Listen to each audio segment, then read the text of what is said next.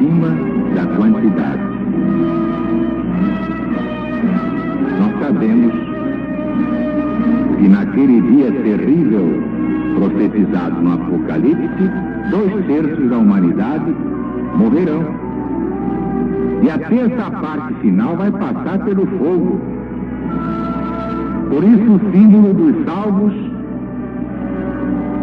indica apenas 144 mil numa população de bilhões, pelo Brasil. E agora, Jesus está voltando.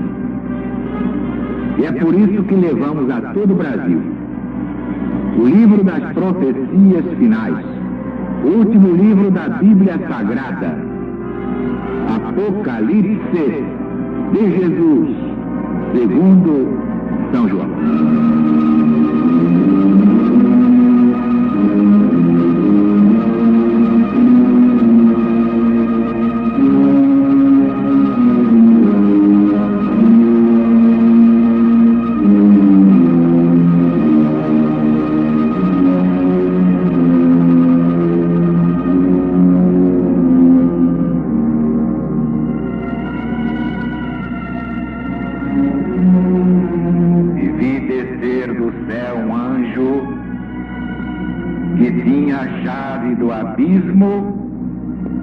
E uma grande cadeia na sua mão. E ele tomou o dragão, a serpente antiga, que é Satanás, e o amarrou por 1000 anos.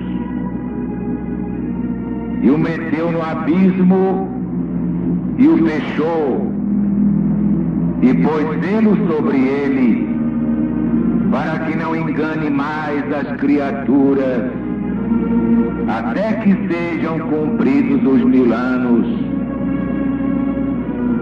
E depois disso, convém que Satanás seja desatado por um pouco de tempo. E vi cadeiras, e se sentaram sobre elas, e lhes foi dado o poder de julgar. E também vi as almas dos decapitados pelo testemunho de Jesus e pela palavra de Deus, e os que não adoraram a besta, nem a sua imagem, nem receberam seu sinal na sua testa, nem na sua mão, e viveram e reinaram com Cristo de Deus durante 1000 anos. Os outros mortos não tornarão a vida até que os 1000 anos sejam cumpridos. E esta é a primeira ressurreição. Bem-aventurados e santos aqueles que têm parte na primeira ressurreição. A segunda morte não terá poder sobre eles. Antes serão sacerdotes de Deus e do Cristo, e com ele reinarão durante 1000 anos. E depois que os 1000 anos forem cumpridos, será desamarrado Satanás da sua prisão e sairá para seduzir as nações que estão nos 4 ângulos da terra, Gog e Magog, e os congregará para dar batalha, como o número é a areia do mar. E subiram sobre o âmbito da terra e cercaram os arraiais dos santos e a cidade querida. Mas desceu do céu, por ordem de Deus, o fogo que os devorou.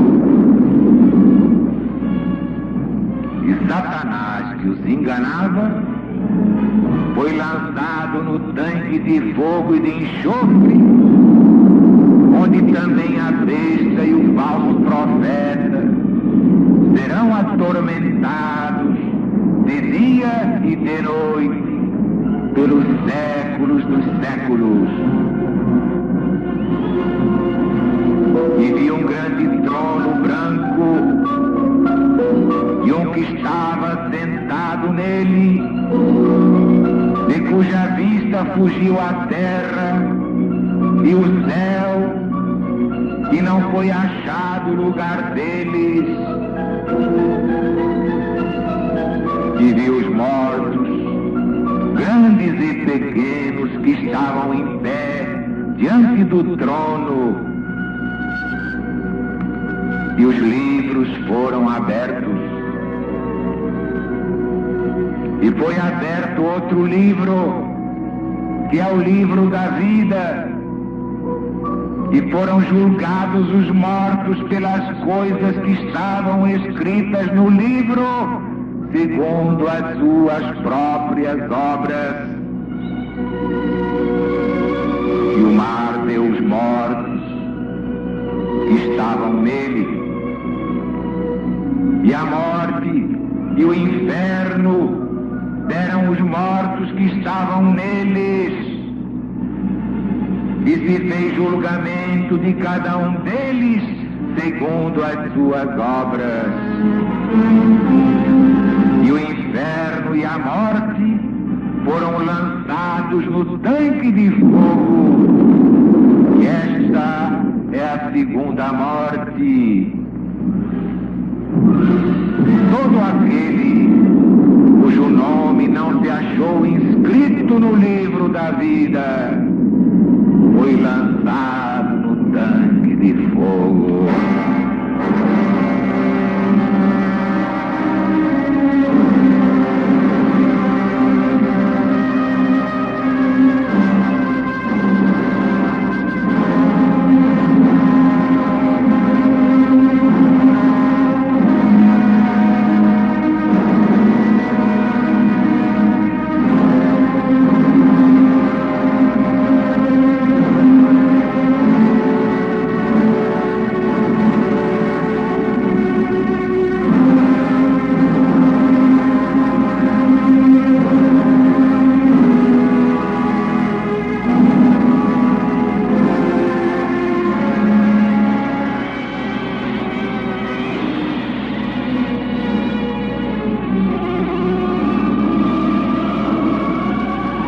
E vi descer do céu um anjo que tinha a chave do abismo.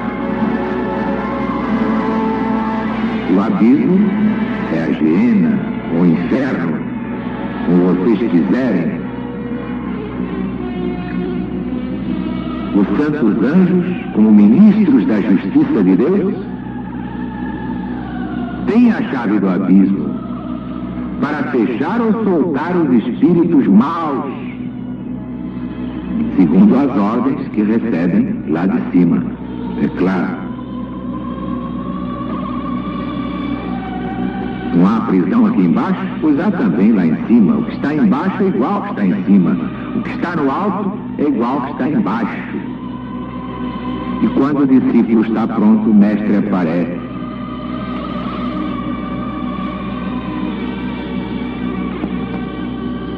Temos aqui Satanás marcado para a sua destruição final.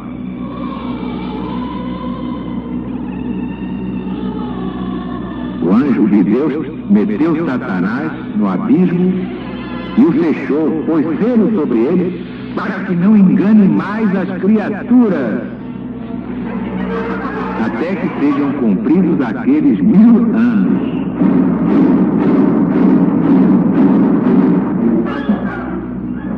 Isto não significa que estejam totalmente acabadas as seduções, as trapalhadas, as tentações de Satanás. Mas é claro que tudo vai diminuir, porque o poder de Satanás vai sendo cada vez mais reduzido à impotência. Isso explica muito bem Santo Agostinho na sua obra De Civitate Dei, Mas ainda vai dar muito trabalho. E agora, principalmente, porque Satanás está desesperado, sabendo que lhe resta pouco tempo. Já vai fazer muito estrago, vai. E vi cadeiras e se sentaram sobre elas. É claro que aqui só se fala de Bíblia na mão, mas a Bíblia sem bolor, sem fedor, a Bíblia à luz do novo mandamento, em espírito e verdade. O contexto faz ver que os sentados nesses tronos eram as almas dos mártires, as almas dos que tinham sido degolados, quer dizer, os mártires, em maior número, foram mesmo decapitados. São Paulo não morreu assim? Foi decapitado por ordem do débil mental Nero. Imagine, Jesus nasceu numa manjedoura, né? E foi ser carpinteiro. Nero era imperador. E viveram e reinaram com Cristo durante 1000 anos. Este é o primeiro reinado dos mártires, por todo o tempo que durar o reinado das suas almas bem-aventuradas. Não vale a pena a gente ser perseguido? Não vale a pena a gente aguentar firme aí? Claro que vale. E esta é a primeira ressurreição. Isto é, conforme a sentença do Evangelho, aquele que ouve as minhas palavras e as guarda já passou da morte para a vida. Quem é que disse isso? Quem guarda o meu mandamento, isso é, quem o vive, não morrerá mais. Já passou da morte para a vida. Morrerá na matéria, mas isso não é morrer. Pior é a morte espiritual, e é a segunda morte. E essa é do Apocalipse. Portanto, não há nada mais importante que o amor que Jesus condensou nesse versículo 34 do capítulo 13 do Evangelho segundo São João. E até São Paulo, que caiu do cavalo depois de perseguir Jesus, não é? Até o ex-Saulo de Tarso aconselhava: levanta-te, ó tu que dormes, e ressurge dentre os mortos, e Jesus Cristo te iluminará. Na carta aos Efésios, capítulo 5.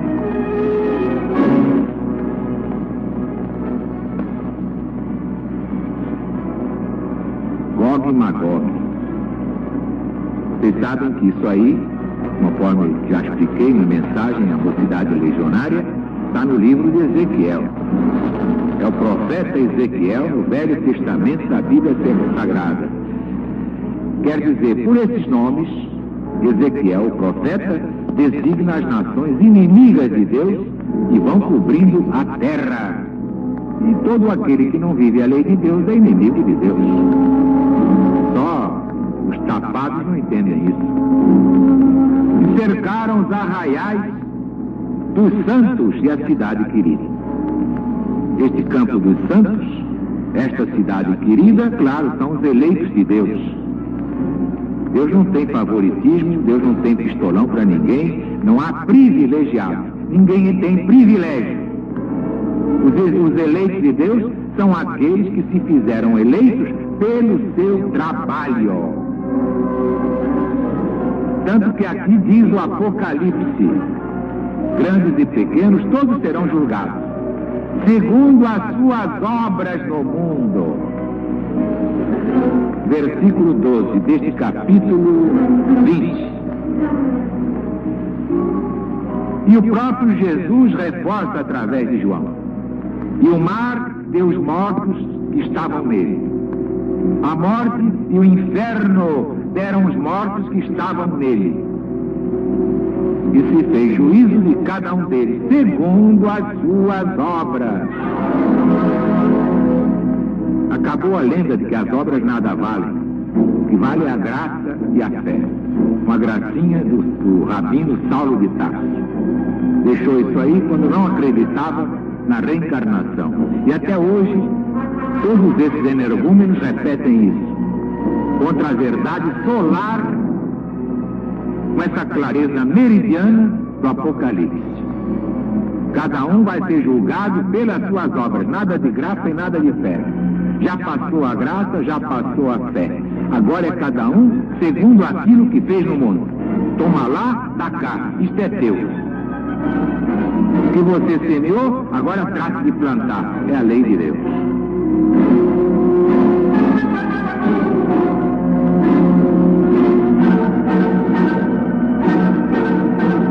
O inferno e a morte foram lançados no tanque de fogo. Claro, dizia São Paulo que a morte seria o último inimigo que Jesus destruiria. Ele escreveu isso na primeira epístola aos Coríntios. Não tem nada a ver com um time de futebol aí.